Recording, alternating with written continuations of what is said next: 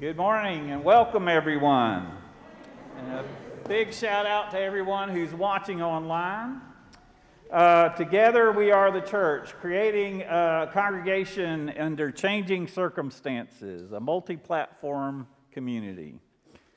For those in the room, we're asking you to be part of the safety team. We're preparing for the opening to the general public. And so we ask that every member of the team, not only today, but in many Sundays to come, to help us have the mitigation practices that will keep the community safe. So we're asking you to work together so that everyone wears masks while we're at the high level, practice appropriate physical distancing and encouraging others to do so, being respectful of personal space. We have no congregational singing, but this morning we do have our choir, which is very exciting. These noodles, I've learned, need orientation. You can use them to set appropriate physical distancing with any way. In other words, they don't have to stay where they are. You don't have to move around the noodle. You can move the noodle around.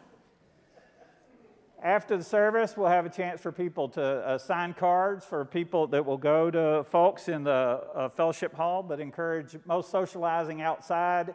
And try not to cluster too much in the halls, so it's kind of spread out a little bit. And we're asking people who don't feel well to stay home, which is why last week Mark Mahundro, who was the leader of the service, stayed home because he was following appropriate safety protocols. And that's also why Jametta is not here today. She's following appropriate safety protocols of the church, and we ask everyone to do so. So are you willing to be part of that safety team? Yes. Excellent, excellent. So before the service begins, we have a word from the auction committee. Diane?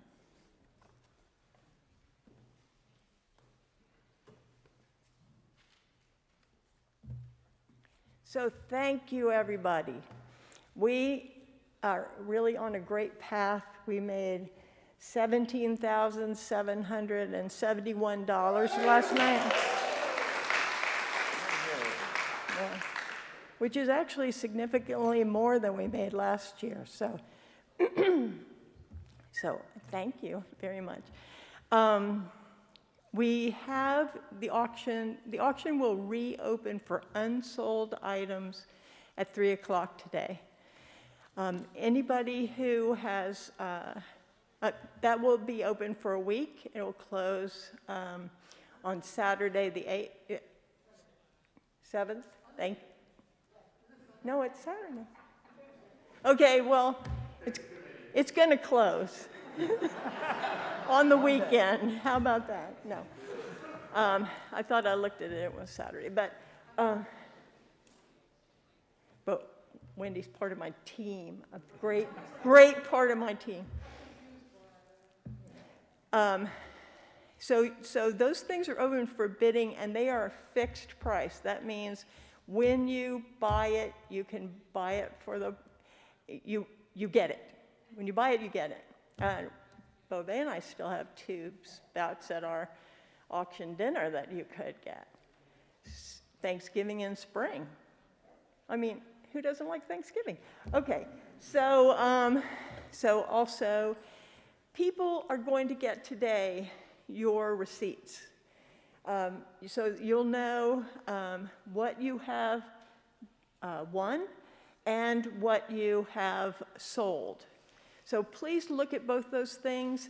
If you have sold or gotten an item, we will be open on Monday and Tuesday. Monday, if the people who have sold items could bring the items into the church, we'll be open from 4 to 7 Monday. We'll also be open from 4 to 7 on Tuesday. So if you get all your items in, then we'll be able to hand them off to people. It is your responsibility as someone who's sold an item to contact the person who won your item and let them know that you are taking it to the church.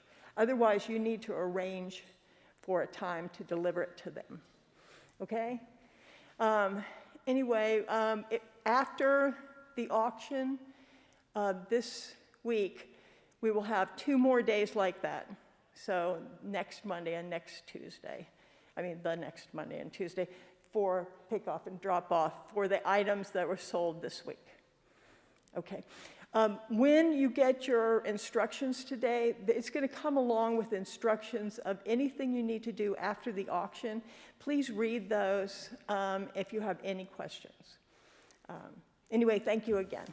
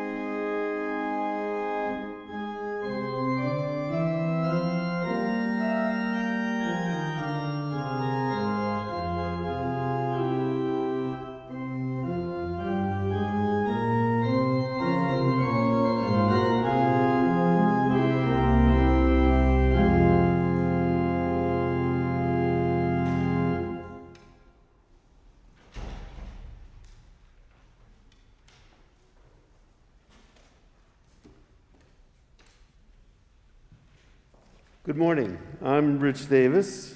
The opening words this morning are by Gwen Matthews, entitled, "You Are the Holiday Miracle." As December opens up before us, we welcome in the gift of reflection. We turn toward our holiday celebrations and search for common threads of meaning.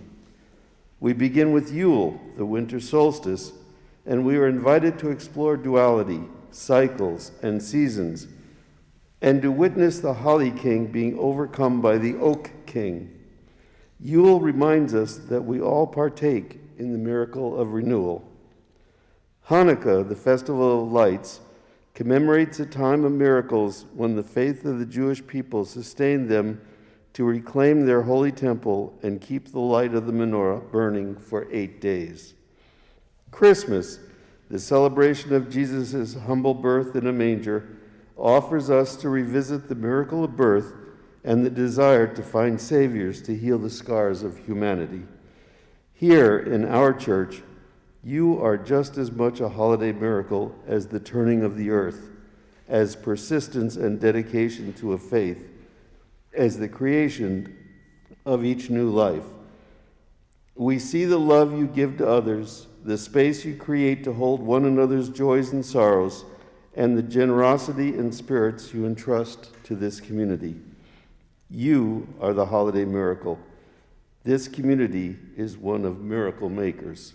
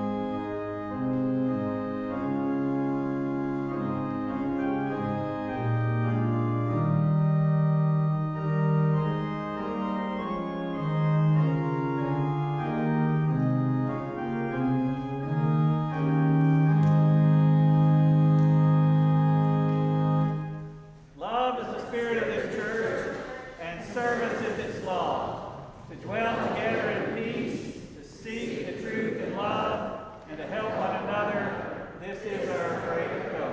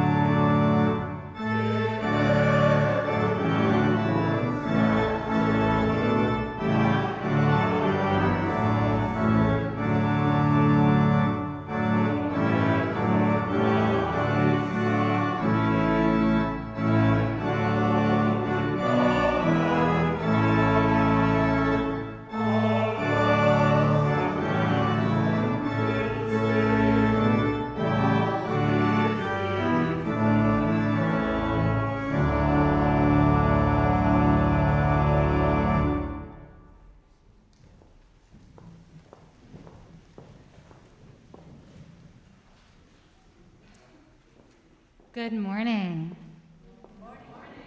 It is glad to be gathered both here in person and those watching from home. And I have a story to share today that is adapted from a picture book by Erica S. Pearl named The Ninth Night of Hanukkah. But I'm going to need some help from all of you. You are going to get to be part of the story and help me remember all the parts, because some of you might know that every now and then I get a little tripped up, don't I? So you can be part of it today, those of you here and those at home. Even though we won't hear you, we will feel you with us. There are lots of parts of the celebration of Hanukkah that are important for the family in this story. So if your birthday is in January or October, so month 1 or month 10, when I ask for number 1, you are going to say Menorah. You got that?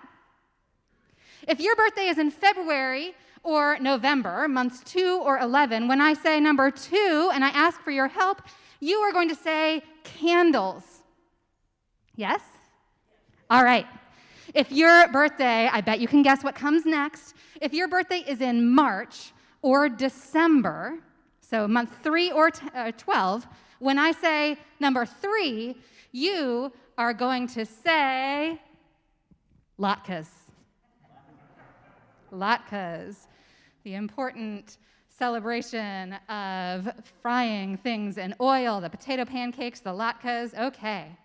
If your birthday is in month 4, in April, when I say 4, you are going to say, this is why I need help, right?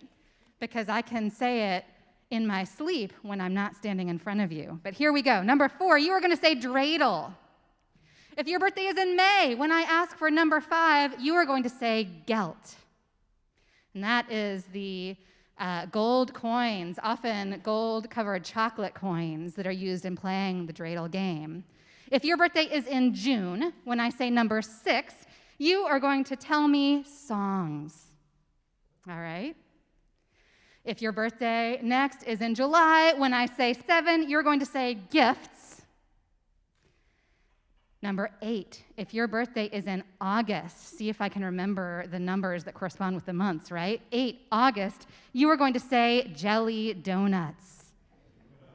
Another food that is fried in oil. And number 9, if your birthday is in September, when I ask for number 9, you are going to say shamus.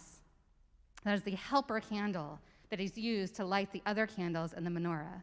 So are we ready? So this story is about a family with parents and 2 kids, and the kids' names are Rachel and Max.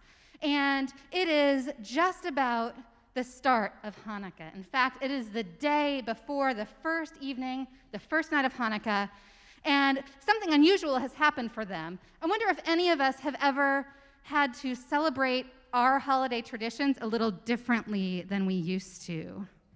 Is anybody here ever felt that something was a little different? Well, Max and Rachel had just moved to a new apartment that very day. So they were in a new place, but they were ready for the first night of Hanukkah. They were going to celebrate it there in their new apartment with their parents.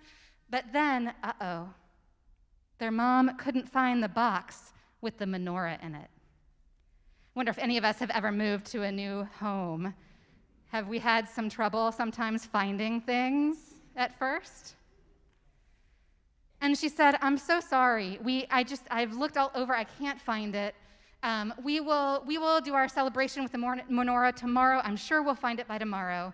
And so their dad went out and came home with a pizza, and they had takeout pizza dinner at home for the first night of Hanukkah in their new home. And it was nice, but it didn't feel quite like Hanukkah. I forgot to say number 1, didn't I? All right, well now, number 2. What do you need for a menorah? So on the second day, they still hadn't found that box. And Rachel and Max's mom said, I wonder if that box is missing. But Rachel had a good idea, and so she and Max found all the craft supplies they could and what they had, and they cut up some boxes, and they used some clay they found, and they created and decorated a beautiful menorah. But then, oh no, they couldn't find the candles. Perhaps the candles were packed with the menorah. So Rachel and Max thought that was a good reason to go and meet some of their neighbors. And so they walked up the hallway in their apartment building, and they knocked on their next-door neighbor's door, and they met a lovely woman named Mrs. Mendez, and they explained what had happened. And she said, well, I don't have Hanukkah candles, but I have these. Would they work? And she handed them a little box of birthday candles. And they said, oh, they might. Thank you so much. And they went home. And they had a lovely celebration for the second night of Hanukkah, lighting it using the birthday candles. And it was nice, but it still didn't feel quite like Hanukkah. And it seemed that every single night was another version of the same thing, where they didn't have quite what they needed, that box. They finally decided that box must be missing. And their mom called the moving company to try and find out. So on the third night, what did they need? Number 3. Latkes. That was something their family really loved, and their dad was the most wonderful cook, making latkes every year, but he couldn't find his special latke pan. And so Max and Rachel went out into the hallway once again, and they smelled something that smelled good. And they went down the hall, and they met the building manager, whose name was Joe, and he had some French fries that he was just about ready to eat. And he said, oh, welcome to the building. Let me know if there's anything you ever need.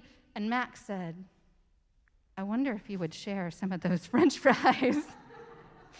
And Joe was very kind, and he happily did so. And they munched on the French fries, some good food, fried in oil, but it wasn't quite like Hanukkah. Night 4, what did they need? A dreidel. Playing the dreidel game is an important part of their holiday tradition and their family, but they didn't have their dreidel. So they went once again looking, and they met some twins who lived down the hallway, and the twins said, well, we don't have a dreidel, but we do have something that spins and spins. And they brought out their hula hoop, and the kids practiced hula hooping in the hallway, and it was really fun, and it was nice, but it still didn't feel quite like Hanukkah. Night 5, what did they need? Do we have any May birthdays? I remember this time they needed gelt, yes. So if they were going to play with the dreidel, because they got creative again and they found a way to make a dreidel. And in fact, they cut up a moving box and they made a big circle out of cardboard and they stuck a long umbrella through it and they drew the characters on it and they were able to spin that and play the dreidel, but they didn't feel like it was quite right if they didn't have gelt to play with. So once again, they went up and down the hallways, and they met a new neighbor and his new baby girl, and he said, well, I don't have chocolate coins for you, but I have some chocolate chips. Would that work? And they said, well, okay, thanks. It was really nice. They had some chocolate. They played their new dreidel game, but it didn't feel quite like Hanukkah. On night 6, what did they need? Songs. They asked their mom that night, they said, oh, could we have a Hanukkah sing-along tonight? We really love doing that. And she said, I'd really love to, but I can't find my guitar either. Well, the twins they had met said, oh, we know, Gigi, who lives upstairs, she has a guitar. So they went up and met her, and she was so friendly and kind. And she said, well, I actually don't have a guitar. What I have is a ukulele. Would that work? And so they invited her over, and Max and Rachel's mom taught her the chords for Rock of Ages, and they sang together, and it was lovely, even though it still didn't feel quite like Hanukkah. On night 7, what did they need? Gifts. So in many families, the celebration of Hanukkah is also a time of giving gifts to family members. But they didn't have any wrapping paper that they could find. And so they went out once again, and they met a lovely gentleman who was reading the newspaper in the lobby, and he handed them the comics and said, well, would these work? And they said, okay. So they took them back, and they wrapped their gifts for their parents, and they had a lovely evening, but it still didn't feel quite like Hanukkah. On the 8th night, what did we need? Jelly donuts. Max really liked sweets, and that was his favorite part of Hanukkah, was finding yummy things to eat, and they always had some jelly donuts, but that time they didn't have what they needed for it. They didn't have their aunt's special recipe, and so once again they went out looking, and the twins' mother said, well, I don't have any jelly donuts, but I could make you a peanut butter and jelly sandwich. And Max smacked his lips, and he said, well, I guess that'll do, and he ate it, and it was really good. Max and Rachel enjoyed it. They thanked her for her kindness, and as they were walking back to their apartment, they said, that was really nice, really like Hanukkah. How many nights are there of Hanukkah? 8. Well, the next day came, and they had a knock on the door during the day, and surprise, it was somebody from the moving company with that box that was missing. And in it were all the Hanukkah things that they had needed. And Max and Rachel were disappointed because Hanukkah was over. But then Rachel had an idea. And she said, you know what? Why is it that there are 9 candles, but only 8 nights of Hanukkah? Because the shamus candle is the helper candle, the one you use to light all the other candles. And I think we should have a shamus night celebration tonight. And we should invite all our neighbors who helped us over because they were our helpers. And so they made invitations. All the neighbors came. They opened up their box with their menorah. They lit their candles. They sang the songs. Daddy found his latke pan in the box too and made latkes for everyone. They played with their dreidels, and they celebrated a new tradition together of Shamas night, of celebrating all the helpers and their new friends. And that night, can you guess? It felt exactly like Hanukkah. Thank you.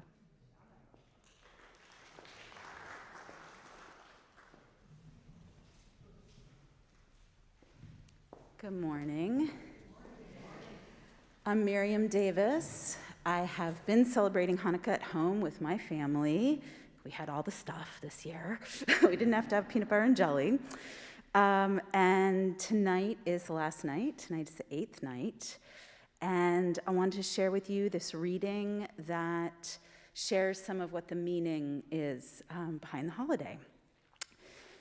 As we prepare to kindle the Hanukkah flames this evening, let's remember that the Hanukkah story shines with the power of hope and possibility.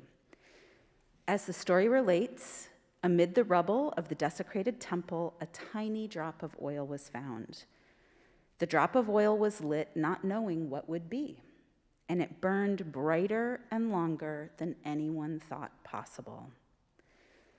Hanukkah encourages us to lift up the light even when so much lies in ruin.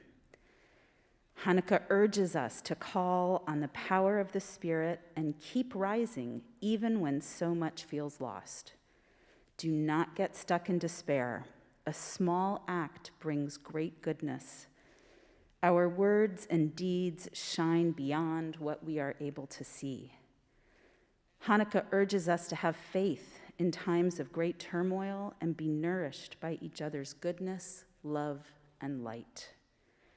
Miracles abound, and just because we can't see our way beyond turmoil and destruction, it does not mean transformation cannot come to be. Let the Hanukkah flames we kindle this year represent the sacred rising from ruin. Let the light declare that love, justice, and healing will shine. Shalom.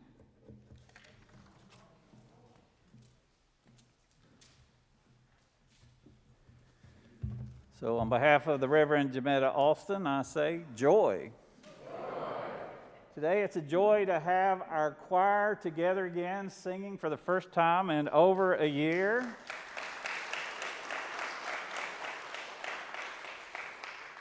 I told them I was excited to have them back, and some snark said, "You haven't heard us yet." But we have heard you now, and we all are very excited to have you back. Today I'm extremely grateful for all the children and youth who've gotten the vaccination. Next Sunday will be our first time having young people here, although there is not a vaccination yet for 5 and under. So we'll have some kids for the holidays.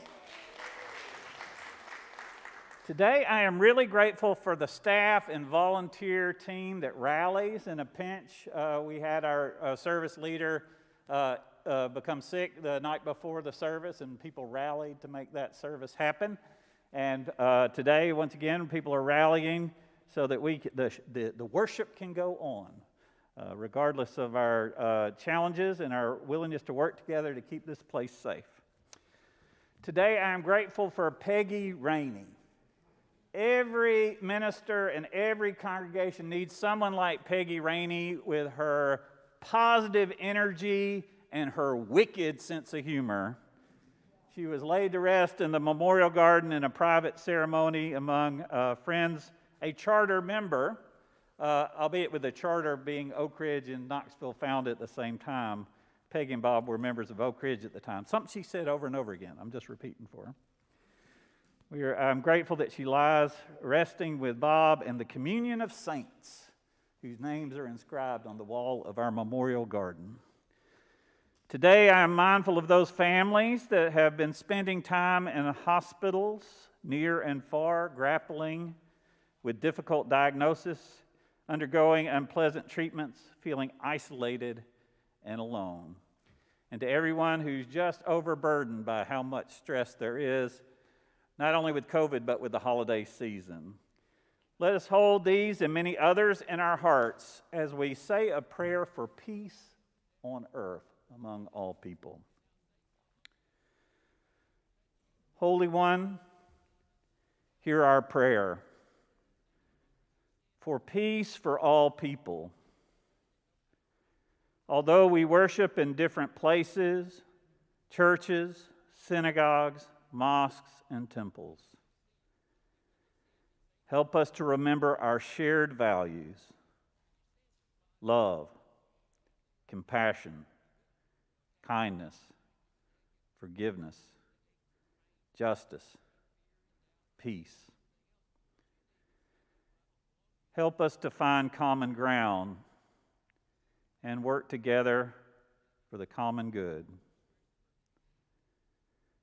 Help us to treat others the way we would want to be treated ourselves. Help us to plant justice that we may harvest peace.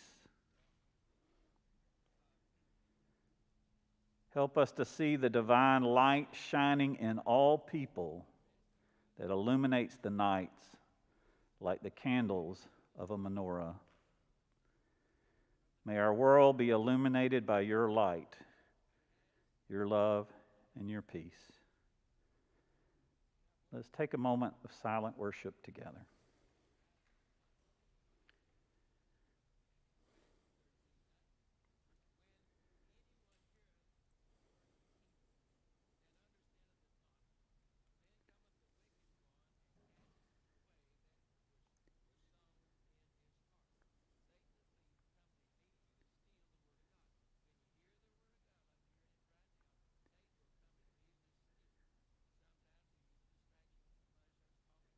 In your name we pray. Amen.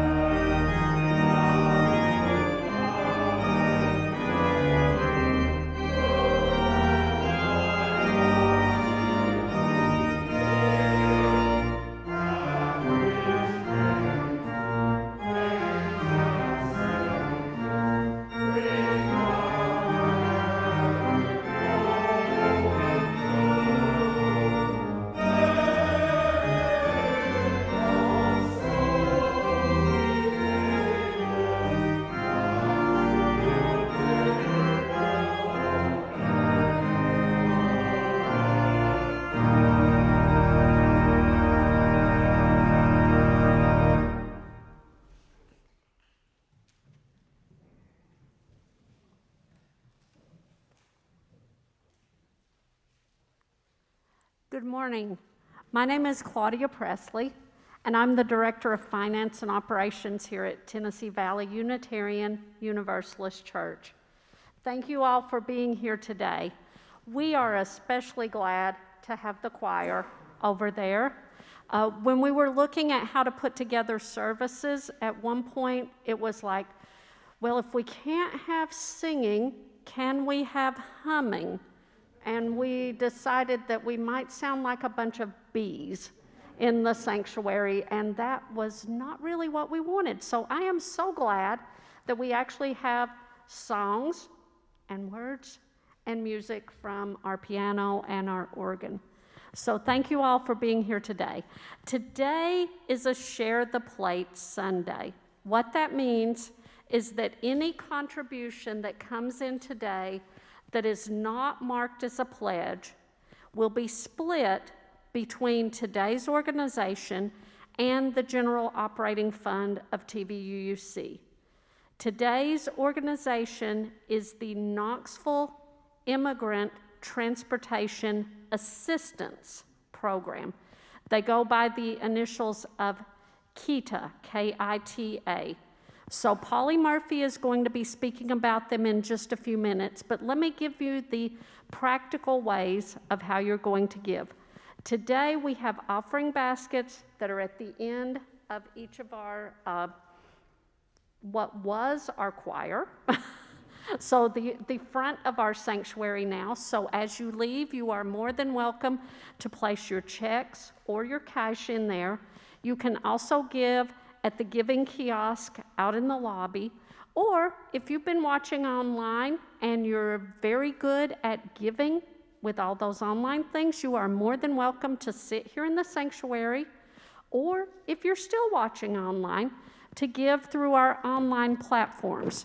You can go to tvuuc.org/give and give that way, or you can text give to the number 73256, type in TVUUC, and then the amount that you would like to give. So once again, thank you for being with us today. Polly's going to come and tell you what the folks at KITA do and why it is important for you to give.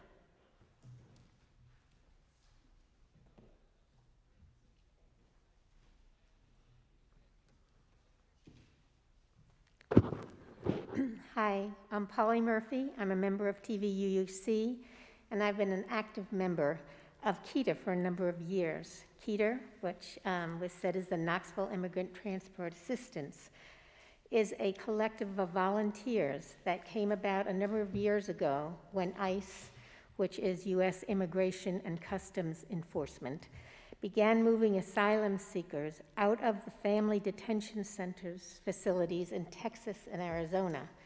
These asylum seekers started coming through the Knoxville Greyhound bus station on their way to meet family and friends in other parts of the country to await their hearings. KITA organized supporters to meet several buses a day to offer food, translation help, medicine, clothes, and other needs to thousands of immigrants passing through Knoxville. Well, all this changed while Trump was in office, and immigrants had to stay in Mexico as they awaited their hearings. President Biden promised and did suspend this policy on the first day he was in office. Then, after last Thursday, things have gotten more complicated. You probably have been hearing on the news that the Biden administration reluctantly announced to comply with court orders by Texas and Missouri to resume the Remain in Mexico policy Trump started. The Biden administration is appealing this court order and actively fighting to reverse it. So where does this leave KITA now? There are still thousands in U.S. detention centers, and they will continue to come through Knoxville awaiting their hearings. It has been agreed that unaccompanied children, pregnant women, physically and mentally ill people, older people, and members of the LGBTQ community will be exempt and come to the U.S. There are fewer immigrants passing through Knoxville, with an average of 3 to 5, sometimes more people, at the bus station, and we meet them every night at 10:50 p.m. Kita is still coming with supplies and support. Winter is coming. They are arriving from southern borders without warm clothes or coats. We will supply these as well as masks, medicine, food, blankets, and a Spanish interpreter every night. We are organized, carrying on, and will be ready to gear up to increased numbers when this policy allows more asylum seekers back in the U.S. to await their hearings. TVUUC's support will be appreciated now and in the future. Thank you so much.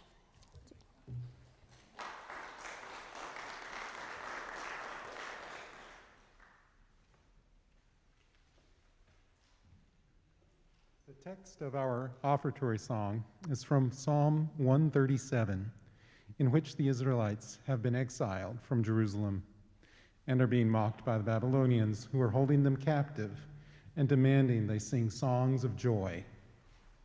The Israelites ask themselves, how can we sing of joy in this tragic situation?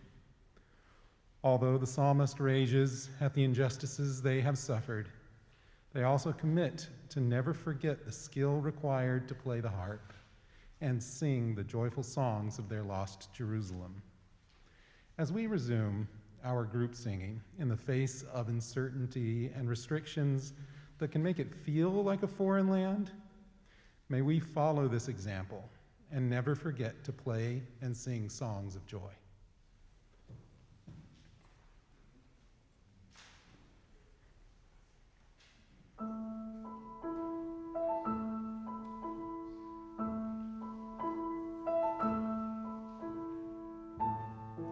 By the waters of Babylon, we shall cry, we shall rest and remember Zion. We long to play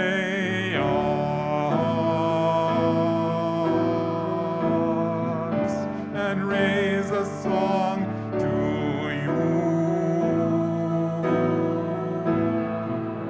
But how can we sing our song in a foreign land?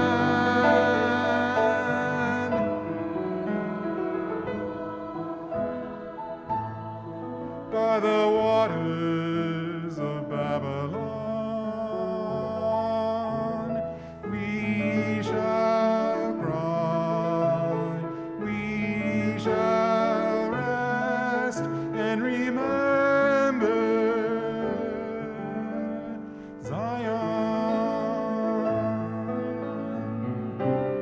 May we not forget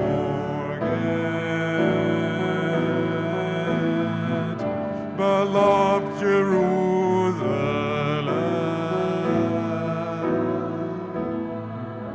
Lord, help us to sing our song in this foreign land.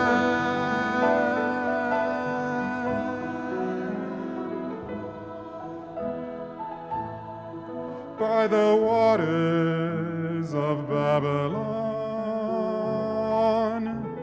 we shall cry, we shall rest and remember Zion. Lord, we need your strength. Fill us with your Spirit. Inspire us to bring your song to this foreign land.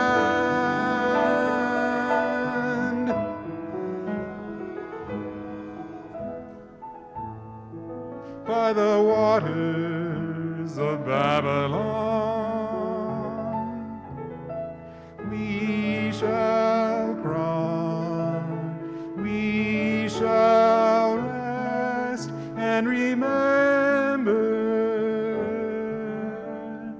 Zion.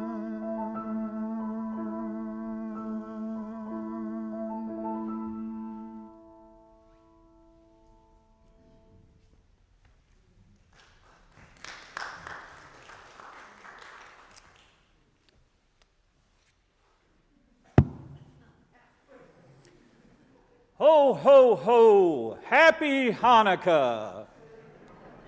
You may not know this, but this is the traditional holiday greeting offered by Santa's Jewish cousin, Mordecai Claus, better known as Morty Claus.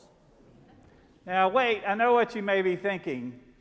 You may be thinking, I've never heard of Morty Claus. I never knew that Santa had a Jewish cousin. This story sounds very improbable. You may be thinking that. Well, let me assure you, it's no more improbable than Rudolph the Red-Nosed Reindeer or Frosty the Snowman. So let me see if I can refresh your memory for those who can't remember this particular holiday character with that traditional holiday song. Join in if you know it. Morty Claus, Morty Claus, Morty, he's our man. No one celebrates Hanukkah quite like Morty can. How come nobody joined in? Now, if you don't remember this song, and you may not, and I know there's a lot of skeptics. This is a Unitarian Universalist church, so I expect to encounter some skepticism. There will be those of you who question the existence of Morty Claus. But no one can deny that we're living in an increasingly pluralistic society and world where people of all faiths live in the same neighborhood and work in the same workplaces and sometimes belong to the same families. In a Unitarian Universalist church, we have households where people might put up a Christmas tree and a menorah. We have families that might walk the winter solstice spiral and spin the dreidel. We have folks who might light 7 candles for Kwanzaa and 8 candles for Hanukkah and an infinite number of candles for Diwali. Now, the Unitarian Universalist approach to religion can be illuminated by a practice that my father and I once saw in an English pub. We went into an English pub and we noticed that there were 3 vegetable options on the menu: peas, carrots, and mixed vegetables. And so we asked the obvious question, what are the mixed vegetables? Guess what they were? Yeah, many religions like to keep their peas and carrots separate. And if you follow that approach, then you're going to want to keep Christmas separate from Hanukkah, and separate from Winter Solstice, and separate from Kwanzaa, and separate from Diwali, and separate from everything else. However, in the Unitarian Universalist Church, our approach is more like mixed vegetables. We like to mix our vegetables. Christmas, Hanukkah, Kwanzaa, Winter Solstice, Diwali can mix and mingle on our plates and become our spiritual food. Now, if we're honest with ourselves, and I think this is true, I tell, no matter what, if you're Orthodox or you're liberal, this is true no matter who you are. If we are honest with ourselves, we will realize that all the religions of the world influence each other. For instance, if you read the Bible carefully, you will realize that there is no way Jesus was born in December. Shepherds are not out in their fields in December. It's too cold. And the Romans never held a census during December because, once again, you got to travel a long way for a census. So there's no way that Mary and Joseph were in Bethlehem in December. So how did Jesus' birthday get to be on December? Well, the early Christian church felt it was important to find a holiday that could compete with the big winter festivals of the pagan tradition, including Saturnalia, which was often held on December 25th. That's how Christmas Day came to be celebrated on that particular day. Similarly, any rabbi will tell you that Hanukkah is not a very important holiday in the Jewish tradition and for religious reasons. For religious reasons, it's a very minor holiday. But Hanukkah is in such close proximity to Christmas, and Christmas has such huge celebrations, it's important to have something to compete. And so child-friendly traditions like lighting candles and giving gifts became. And Kwanzaa was the same emphasis. It was created in 1966 to celebrate African values, history, and heritage. And the goal of Kwanzaa was to give African Americans an alternative to winter celebrations of the dominant society that would include many African Americans who were Muslim or other religious traditions. So some people try to keep their holidays separate from each other. And yet, if you walk through any Sunday school and any Unitarian Universalist church, you are likely to see Advent candles and Christmas candles and Hanukkah candles and Yule log candles and all sorts of candles, so that young people will have a well-rounded and interfaith and multicultural religious education. People will be exposed. For that reason, I took my son when he was 5 years old to a Kwanzaa celebration, and I will never forget seeing my very light-skinned, red-headed 5-year-old stepson pump his fist in the air and say, "Be black, buy black. Be black, buy black." Speaking of which, if you want to support a black-owned business, I really recommend the Stop and Go, which is right across the street from the Lenancini Methodist Church in East Knoxville. And if you walk through the doors this time of year, you will see Santa Claus is a black man, and he's there to greet you, and he's happy to see you with that twinkle in his eye. And this reminds us that it can be very problematic building a holiday celebrating the generosity of a single white man. I'm a white man, and I understand it's problematic.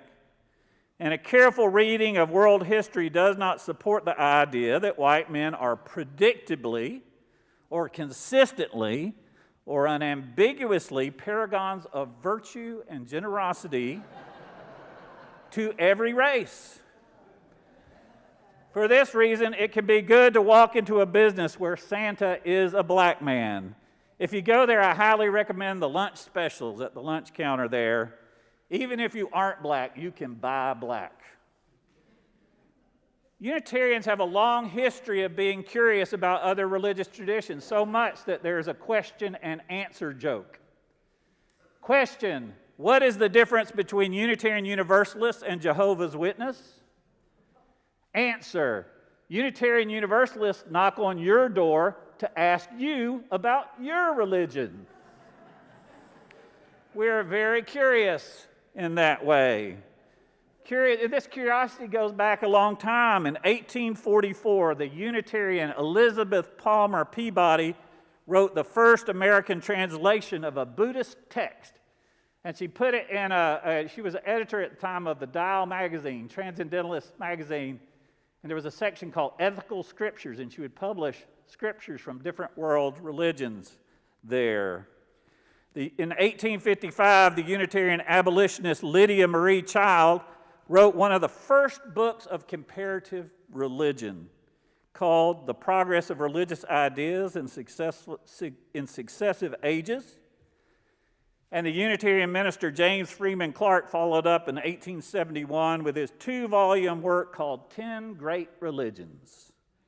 Now, these are just some of the ways that our denomination, our faith tradition, has encouraged folks to learn from different traditions. Another example is Charles Follin, who was a German Unitarian who introduced the Christmas tree to Puritan New England. You know, Puritans are averse to symbols. So he brought a pagan symbol right into the middle of a Christian holiday. What a way to mix your vegetables.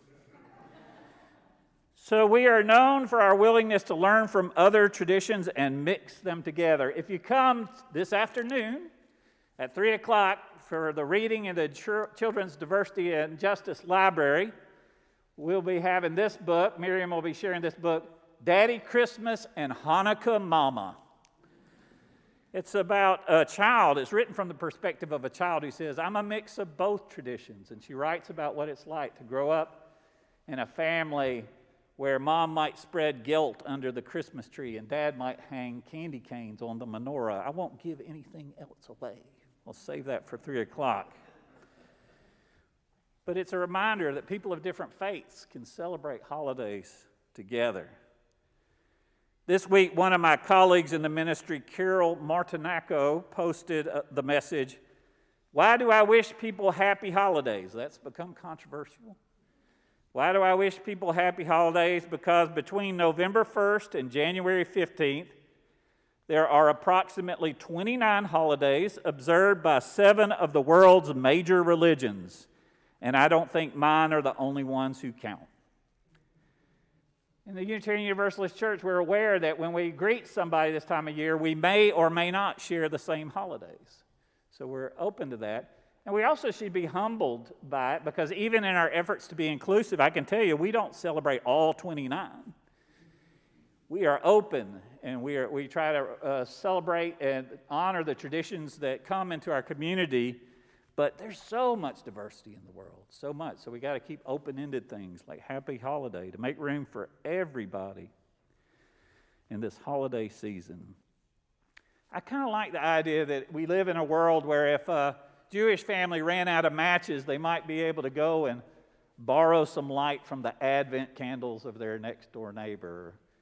And that next-door neighbor, if they ran out of matches, might be able to borrow lights from the Yule log of a neighbor, or borrow light from the Kwanzaa candle, or borrow light from the lights of Diwali, that our lives are illuminated because we borrow light from each other. We borrow light from each other. But this time of year is not only about religion.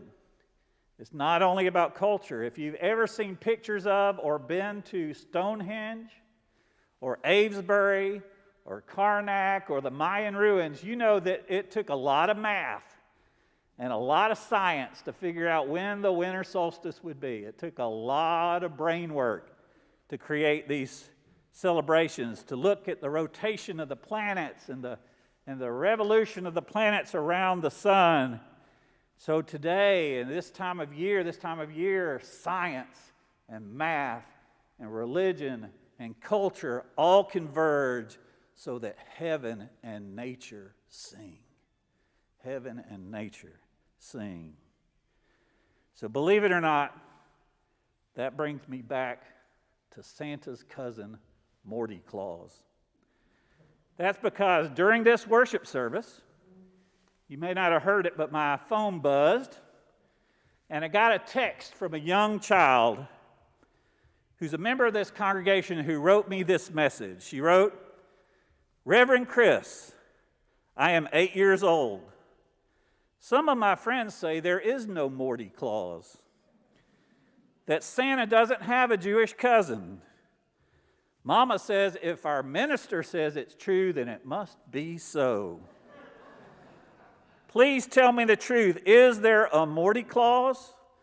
Virginia O'Hanlon. Virginia, if you're watching the service today online, let me say, yes, Virginia, there is a Morty Claus. He exists as certainly as love and generosity and devotion exist, and you know they abound and give your life the highest beauty and joy. Alas, how dreary a world it would be if there were no Mortys. It would be as dreary as a world with no Virginias. There would be no childlike faith, no poetry, no romance to make our existence tolerable. It's true, nobody can see Morty. But that doesn't mean he doesn't exist. The most real things in the world are those we cannot see. None of us can even begin to conceive or imagine all the wonders that are unseen and unseeable in this world. So, Virginia, I hope that answers your question, and I hope it answers the questions of other skeptics who might be in the room, because this is a terrible time of year to be a skeptic. Because this is a time of wonder and awe and joy and celebration and love. And Virginia, if you're listening, I promise next year that I'm going to tell the story of Morty's feminist sister, Esther Claus. Now, some of you may be familiar with her because of that famous song. Esther Claus, a feminist is she. Dismantling the patriarchy is what she wants to see. But that's next year. Until then, let me end this sermon by saying, ho, ho, ho. Happy Hanukkah.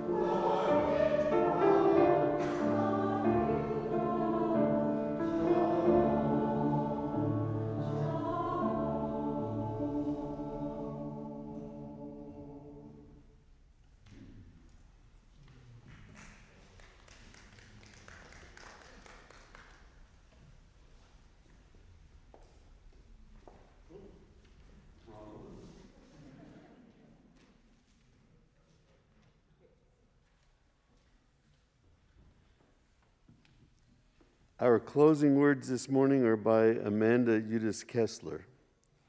During Hanukkah and the winter holidays, we rededicate ourselves to the miracle of light in a season of darkness, to the miracle of trust in a time of anxiety, to the miracle of hope in a time of despair, to the miracle of faith in a time of cynicism.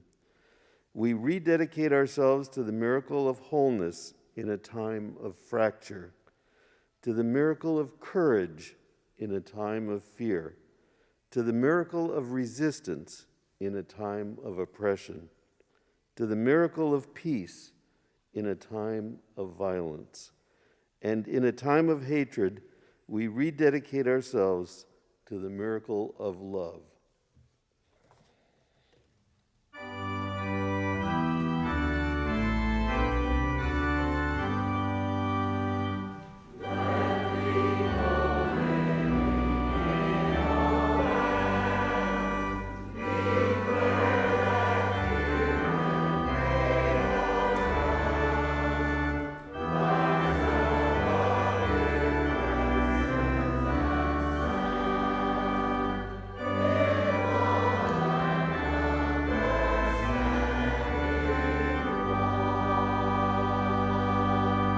Prophetic Church, the world awaits your liberating ministry. Go forward in the power of love, proclaim the truth that makes us free, and turn and greet your neighbor.